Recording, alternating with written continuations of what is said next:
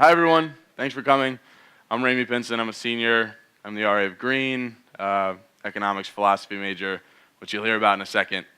William James was a father of philosophy known as pragmatism, and he argued for the claim that an idea is really only true if it's useful, and that you can only actually understand knowledge in the right context. And I think, now, like I said, bear in mind, I'm an economics and a philosophy major, so the economics major in me always wants certainty, but the philosophy major never really assents to that. So I think, and I want you to keep in mind throughout the entire talk, that the crux of my presentation is about always being wary of context. Because nowadays, we live in a society that's increasingly technology-based, quantitatively analyzed, and data-driven. And it's fantastic. There's a Jay-Z line, I'm a hip-hop fan, there's a Jay-Z line that I think excellently describes the capability of computers. It goes, in the song, it goes, I do this in my sleep. Difficult takes a day, impossible takes a week. Thank you. And so what I mean by that, or I guess he uses it to describe himself, but what I mean by that is that computers are doing now in minutes what it took humans hours, or in hours what it took human days, or even months, years. And I think it's fascinating. And I think that the improvements in information science, in healthcare, in education, on down the line is remarkable. But as far as decision-making goes, I've often thought that the role data plays in decision-making is at times a bit inflated. Now, that's not to discount this data analysis. I think it's really important that we continue to harness the power of data, the power of information. But I wish only to highlight that in the process of decision-making, I think we can involve, and the term's been coined before, it's not mine, but we can involve a bit more of a human element. Because when I was younger, and still occasionally today, I found myself a bit wary of numbers. I was wondering how something so robotic could be applied to the chaos of humanity. I thought numbers were too rigid, too perfect to incorporate the nuances of living. Because it's unbelievable. There are so many different intricacies that you can't plan for. So how could numbers accurately represent what we do on a day-to-day basis? And then I thought about it, and I came to CMC, and I recognized that numbers and data are magnificently human. Humans do what data does on a day-to-day basis. Every living moment is a data collection, right? Now, the most obvious example of this data collection is first impressions. Because we start grappling at a certain point in our lives with the social dynamic. Most of us. I understand there's some conditions that sort of don't exactly allow us to deal with it. But the social dynamic is, you've spent enough time around people to know that they're not perfect, that they're flawed. And you start to wonder what people are, because the possibility of what people can be are endless. There's so many myriad of things that people can be. They can be warm, caring, loving, brilliant, sexy. People can be revolting. They can be mean, cold, heartless, even deliberately hurtful. And the uncertainty is incredibly uncomfortable. And as such, people look for data.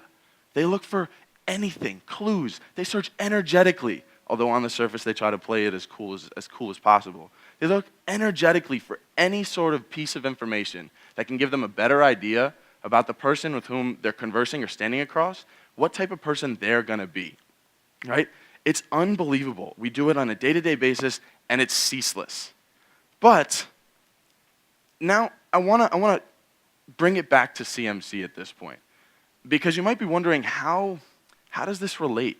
How could this sort of interaction or that sort of insight about data collection and tying it into first impressions, how does that relate to CMC? Well, in the 3 full years and several months that I've been here, CMC's offered something that, it showed me the difference, or at least the distinction between an individual's good and the good of the community.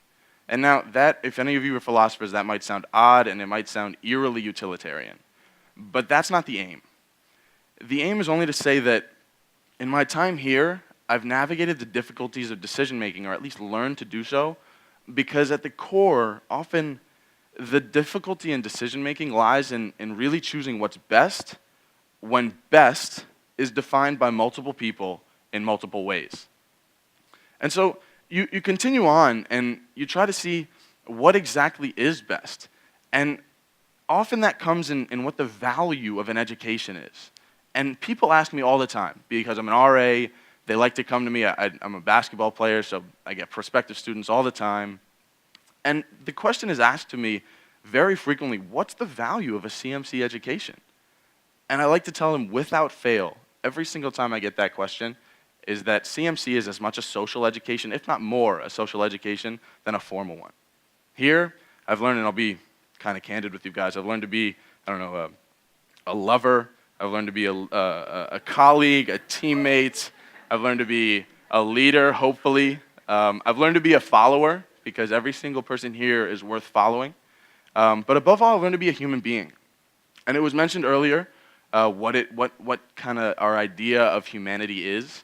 But I developed it. I got this insight into what type of human I wanted to be, right? And I got this idea of what others wanted to be as well. And we got to go through the task together, the incredibly onerous task of developing our respective ideas of humanity together. And it's going through this task together that really presented, or caused me or compelled me to present today. Because the people that I've spent my days around, the people that I've spent the time around here, are absolutely incredible. And the data points that I've collected are absolutely outstanding. Now, a dear friend of mine pointed out something that a lot of you will probably know or probably have gleaned, is that if you add this human element to the process of decision making, that it becomes a little bit more of a subjective one as opposed to an objective one. But let me backtrack and bring you back to the decision making process. As I've gotten more familiar with decision making and as CMC has informed the process that I go through when I make decisions, I recognized a couple things that many of you probably know. There exist things such as principles. There exist things such as precedents, upon both of which decisions are founded, right? But both of them are really founded in data. There's quantitative data, and there's the qualitative data that I spoke of earlier, the first impressions. But as you go forward, I think it's fascinating to really think that every single experience or situation that you go through is nuanced, has intricacies, and as such, they warrant an entirely new outlook each and every time. Because just as people can be a myriad of things, so too can the situations surrounding them and the decisions made about them. And so, as you go forward, you must always be willing to be flexible, because data presupposes, or at least data in its core, is fantastic because it takes this vast wealth of information from the past and allows you to project to the future. But what it does, sort of in pure, is that it says it will abide by the same framework, that the future will behave in a similar manner to the past. But sometimes people get this confusion that the future events will behave exactly the same as in the past. And I think to claim that they'll behave the same way is to ignore a fundamental pillar of humanity. So as we go back and I say that we add a little bit more of subjectivity into the decision-making process, I'll say that my time at CMC has really taught me that far from tainting or poisoning the process or even the result that comes of these decision-making processes, when you add subjectivity, when you add an awareness of the knowledge that you bring to each and every situation that you have of a characteristic of a person, or the knowledge or this awareness that there's some sort of underlying good that's not captured by data, that it actually enhances the decisions being made. That it's the marriage of subjectivity and objectivity, of data and first impression, that really make for transcendent decisions. They make for decisions that are actually the optimal choice in the face of many. And to conclude with one more pop culture reference, Jay-Z might have been enough for most of you guys, but in Aladdin, one of the most famous songs is A Whole New World. And in A Whole New World, thank you. It resonated with somebody. That was kind of the aim. I'm glad. Thank you. In A Whole New World, it asks the listener, when was the last time you let your heart decide? And I'm not asking you to do that, because involving no data or no information would be unwise. It'd be imprudent. But instead, what I want to ask you guys today is when the last time was that you let your heart play at least a part in deciding. Thank you.